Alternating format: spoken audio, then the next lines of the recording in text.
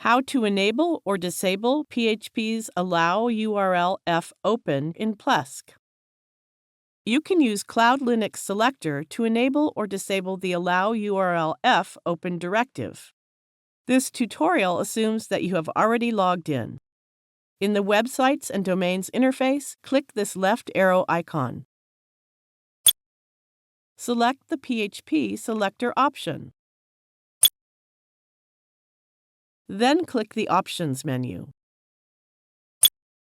If the Options page shows an error related to the native PHP version, change it to a non-native version first. Allow URL F open is disabled. We recommend you enable this function only if it is necessary to avoid security risks. Let's enable the Allow URL F open. That's it. Allow URL F open has been enabled.